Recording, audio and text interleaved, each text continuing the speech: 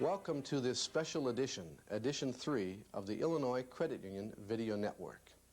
I'm Dick Ensweiler, President of the Illinois Credit Union League. For many years, credit unions have been concerned about excess regulation.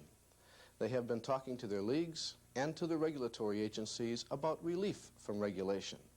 They want deregulation.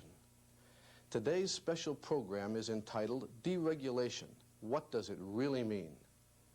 It is a joint venture of the Illinois Credit Union League, CUNA, the Credit Union National Association, and NCUA, the National Credit Union Administration. With us today are three Illinois credit union managers and Edgar F. Callahan, Chairman of NCUA, Wendell Sebastian, Executive Director of NCUA, and James Barr, Vice President of CUNA. And now, Edition 3, Deregulation. What does it really mean?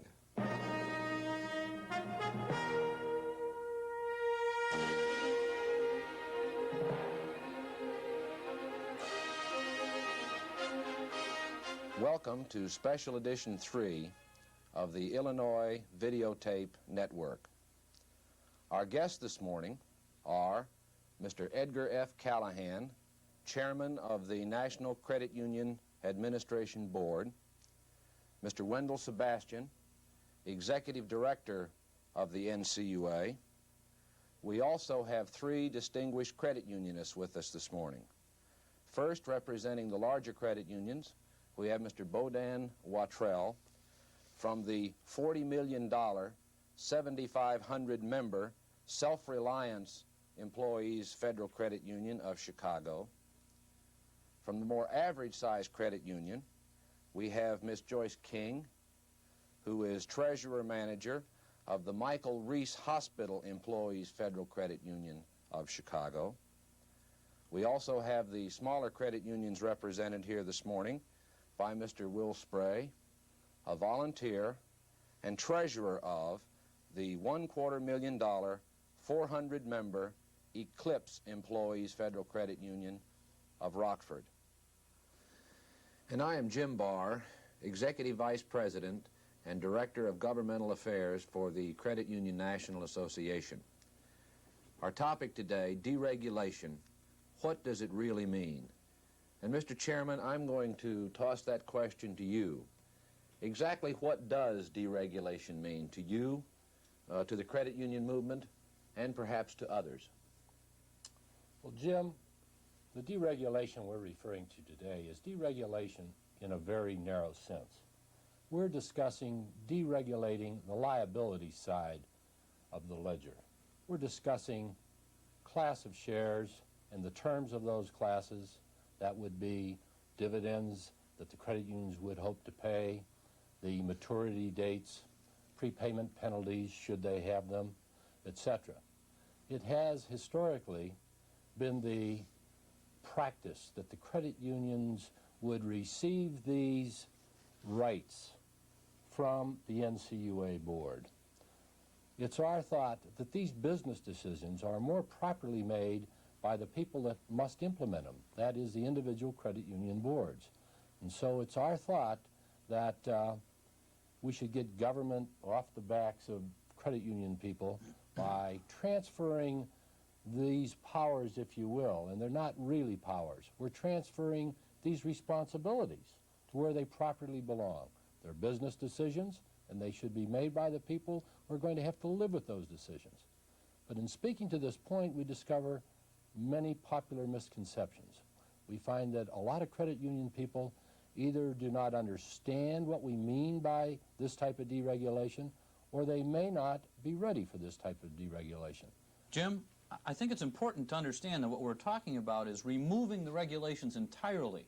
Some people think that deregulation means that the NCUA would write a more liberal reg, for example, saying that you can do any one of 5 things instead of just 2 or 3. And what we're saying is, no, we would remove the regulations entirely if that's what the credit unions tell us they really want. And the boards would have, as Ed said, the responsibility then of coming up with their own types of accounts, their own maturities, their own dividend structures, their own prepayment penalties if they chose to have those. So we're talking about deregulation differently than some people perceive it. We're talking about doing away with the regs entirely. not just re-regulating by means of more liberal regulations. I think there's a perception out there that your minds are already made up before you ever issue your request for comments. Would you care to respond to that? Well, Jim, I think my mind has always been made up about deregulation. Deregulation is like the weather. We all talk about it. And I have always believed that that's what people really wanted. But as we perceive some of these misconceptions, the question begins to arise, do they really want this type of deregulation? And it's because of this new question that we've decided it's a good time to pause and ask people to respond. Do they understand what we're talking about? And is this what they want? So we propose to use every avenue of communication that we can tap to get to credit union people, board members, members themselves as well as management, to pose the question and have them respond to us. We want to meet in national groups, individual groups, however possible. And those that we can't reach that way, we ask them, write us a letter. Give us your feelings so we can respond to your needs. Even though I think they want deregulation, I'm more committed to the fact that we have to respond to their needs, and should they not want it, we'll see that it won't happen. But what do you feel is wrong with credit unions being heavily regulated? Well, Bob, I think that regulation really is in place to try and almost run those industries that they try to regulate. When the agency comes out with a regulation for shared draft accounts or any type of account or maturity or dividend structure, it's very often perceived that those are good just because the agency put them forth. And credit unions go out and use those, and they may or may not be good for that credit union. What might be good for yours might not be good for Joyce's or Will's. For one regulation or a series of regulations to come out of Washington that purport to be good guidelines for the whole credit union movement, 13,000 credit unions out there, we think is a mistake. Now, maybe the credit unions want that. That's the comment we're hoping to solicit. But we think the credit unions would be better off and more responsive to their members' needs if each board was free to run their own credit union the way they saw fit, not the way the people in Washington see fit. Well, what about deregulation? What are some of the pros and cons? Well, Joyce, in speaking about the pros and cons of deregulation, consider right now how difficult it is for a credit union board to respond to the needs of its own membership. If they feel there's a business decision to be made that would take sanction from the NCUA, they must go through an entire political process that may take many years before they could even put it into force should they be successful. One of the pros of deregulation would be that they would be postured so they could immediately respond to the needs of their own membership by devising these business decisions to respond to their membership needs. Now, the cons of deregulation, as perceived by many, is that the responsibility comes home to roost. The individual boards will devise these techniques, but they'll have to live with them, and they'll have to bear the brunt of the results. With deregulation, the types of deposits that credit unions can offer will be determined by the board of directors. Will they be able to offer accounts such as money market fund accounts? Surely they will be able to. They will have the authority to offer that type of an account.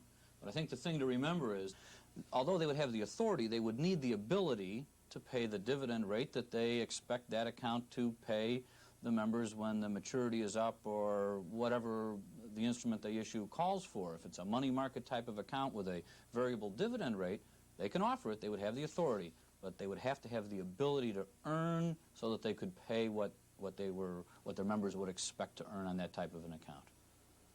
What happens if we establish a type of account that the NCUA does not approve of? Well, it wouldn't be the right of the NCUA to approve or disapprove. It would be our role to come into the business decision-making process only if safety and soundness of the credit union were in jeopardy. Then we would have to issue a cease and desist order or some other technique. But it wouldn't be an approval role at all. Isn't NCUA there to protect credit unions from making different mistakes? Joyce, the NCUA can't protect you from making mistakes. Government can't protect people from themselves.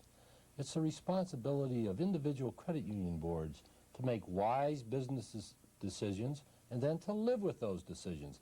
To think that government can step in and protect people from making unsound business decisions for their membership, I think has always been a fallacy. But doesn't our annual supervision and examination fee pay for NCUA assistance and guidance?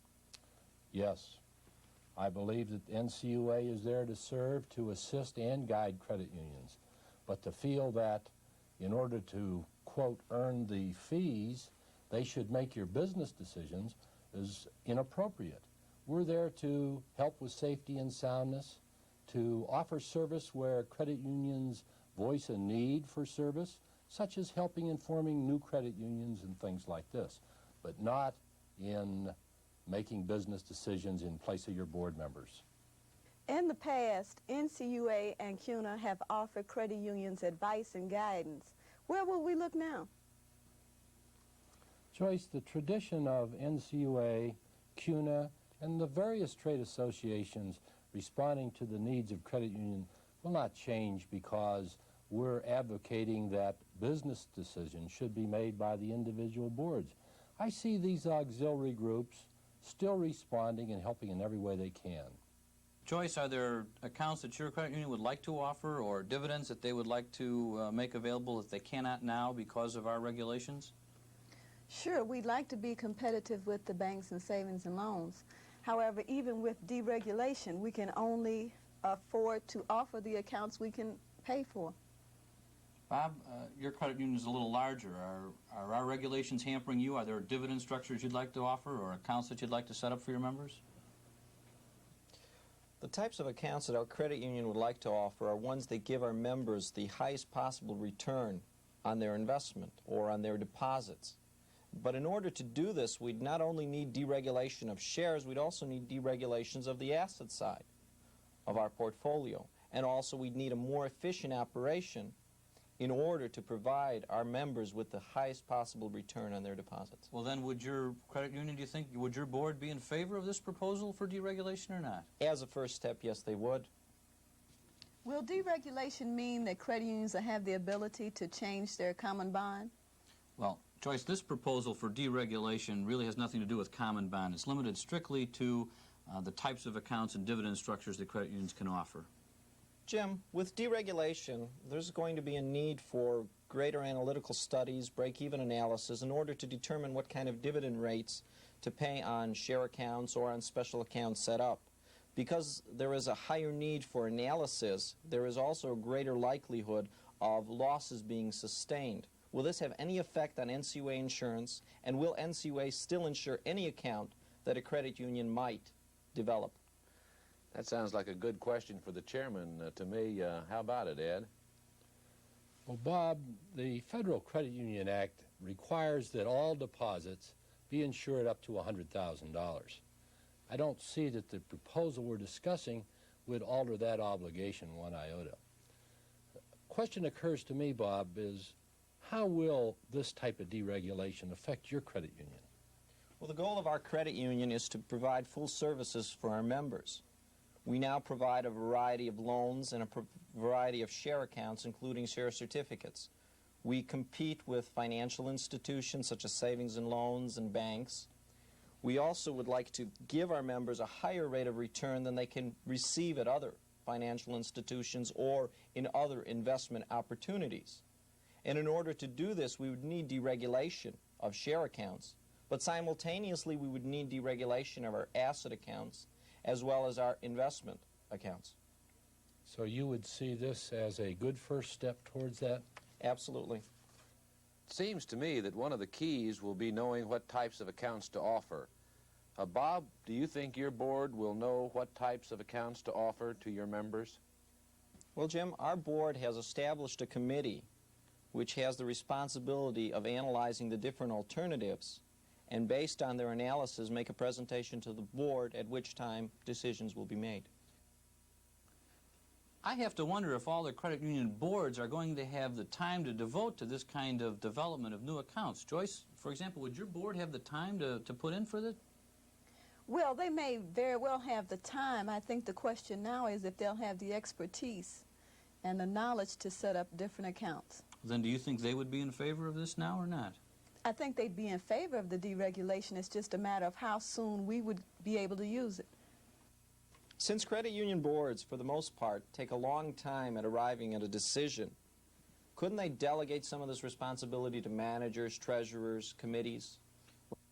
Well, they may want to delegate some of the authority for establishing new accounts for the membership, but what they can't do, and I think this is a critical point, they cannot delegate their responsibility. The board of directors of each credit union is responsible for how that credit union operates.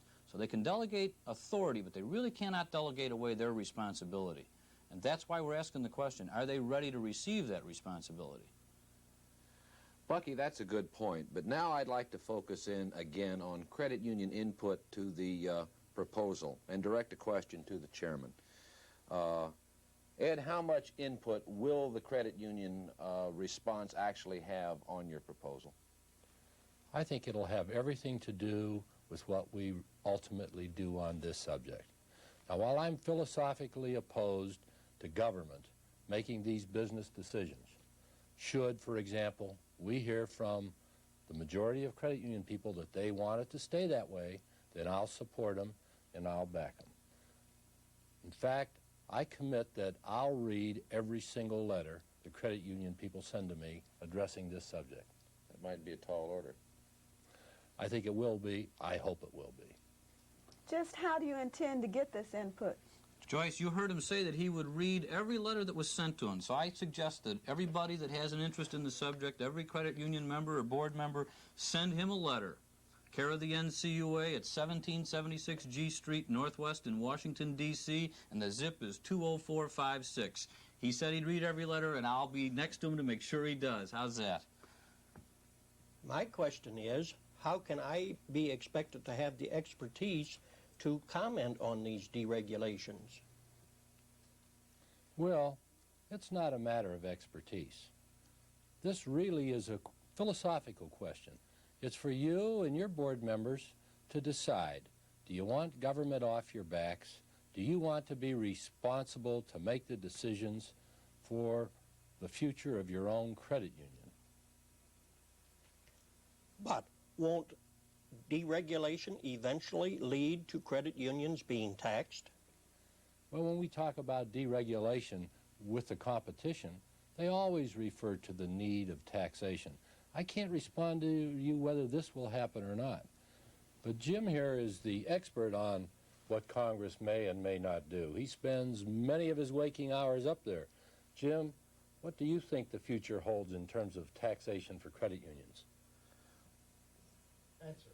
Ed, I don't see any immediate threat to our tax-exempt status. We've had challenges to our tax exemption in the past, and I expect many more in the future. But I don't think that the subject of deregulation has anything to do with taxation. I do think the real question on deregulation is why now? After 50 years of being a heavily regulated movement, why are we moving to deregulation at this point? Jim, I think it's necessary to move to deregulation now because of the times, because of the environment. You mentioned 50 years. For most of those 50 years, there were ceilings on passbook savings dividends at 5 and 6%. Loan rates were capped at 12%. These were well within the environment. They weren't challenged by the times, but that's all been changed. That's been changed by the environment, by the competition, money market mutual funds, Sears Roebuck, Merrill Lynch, you name it. They have circumvented the regulated industries and attracted people's funds. Now, the regulated industries have to respond. Ed, I don't mean to interrupt you, but you're giving everyone the impression that you really do have your mind made up already. And I thought the purpose of this was to try and find out whether or not the industry, the movement was ready for it and then make a response. But you make it sound like you've got your mind made up that it is a good thing. We've all talked about it, and I have accepted people as really wanting deregulation. But I perceive when we talk about it to many people individually that they have some apprehension. And it's because of this apprehension I've asked the question, do they really want deregulation? Do they really understand what we're talking about when we talk about deregulation? And it's because of this new insight that I propose that we go and ask credit union people, do they want to be deregulated? Do they understand what we're talking about? And in that vein, is that what they see themselves participating in? Seems to me that one of the most critical questions is, what about the competition? How do you think they'll respond to your proposal? Well, Jim, there will always be competition. You're aware of that. The marketplace is going to really determine what competition will be for credit unions and other depository institutions, as well as these new entries into the market. I would think that competition would, in one sense, be a little irritated by credit unions seeming to have more flexibility than they do. But by the same token, I think that this flexibility would be a good example for the other depository institutions. Perhaps we get the responsibility where it belongs sooner than they do, but eventually all depository institutions must be able to compete. And I see this type of deregulation being the only way that business people are going to be able to compete with new entries into their marketplace. Ed, that sounds to me like the last word. I would like to thank our guests. First, Mr. Edgar F. Callahan, Chairman, National Credit Union Board, Mr. Wendell Sebastian, Executive Director of the NCUA, Ms. Joyce King, Manager of the Michael Reese Hospital Employees Federal Credit Union, Mr. Bodan Watrell, Treasurer of the Self-Reliance Federal Credit Union, and finally, Mr. Will Spray, Treasurer of the Eclipse Federal Credit Union of Rockford. If you would like to comment on the proposal, send your comments to Mr. E.F. Callahan, Chairman, National Credit Union Administration, 1776 G Street Northwest, Washington, D.C., 20456. And that ends edition 3 of the Illinois Videotape Network. Deregulation. What does it really mean?